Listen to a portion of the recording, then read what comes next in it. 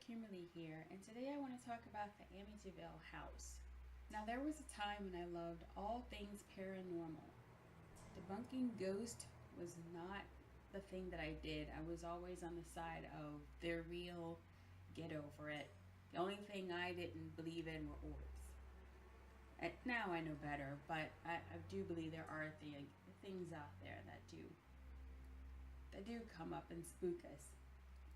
Now, a lot of times I hear ghost stories, I start to look a little bit deeper into them, and you kind of figure out that, there's something else going on here. And I'm not saying that they're all fake, because I'm proof that there are things out there. I mean, if you look at my Shadow Man story, there are things out there. But about this Amytiville story, I swallowed this hook, line, and sinker when I was younger.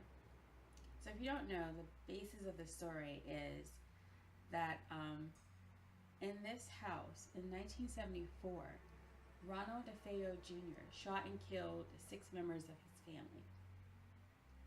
About a year later, the house was sold to a couple named George and Kathy Lutz. And they had 3 children, and they all moved into the house, and the Lutz had said that the murder of the DeFeos didn't bother them at all. However, they stated while living in the house, all these horrible things started happening. So some of the things were locks, doors, and windows in the house were damaged by an unseen force. Green gelatin-like slime oozed from the walls in their hall. George kept waking up around 3:15 every morning to check the boathouse. The significance of that time being that is when they thought the DeFeo family was murdered, 3:15 a.m. The Lutz's 5-year-old daughter, Missy, developed an imaginary friend named Jody, a demonic pig-like creature with glowing red eyes. Cloven hoof prints attributed to an enormous pig appeared in the snow outside of the house on January 1st, 1976. George would wake up to the sound of the front door slamming. He would race downstairs to find the dog sleeping soundly at the front door. Nobody else heard the sound, although it was loud enough to wake the house. The list of things they claimed happened was extensive. After several blessings and attempts to rid the house of spirits, the Lutz family left the house and had movers send them their possessions. So after this, there was a successful book written about their experience called the Amytiville Horror, which was then turned into a successful movie. And like I said, for many years I fell for this. But later I started seeing the other side of some of these claims. For example, when they said they saw the hoof prints in the snow, apparently there had not been snow. And the people who bought the house said the locks and doors hadn't been damaged and looked original to the house. Neighbors never reported anything odd happening, and the police were never called, even though the book said they were.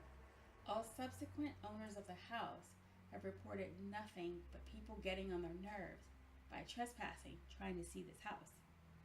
William Weber, who was the defense attorney for Ronald DeFeo Jr., is said to have stated that the book was a hoax.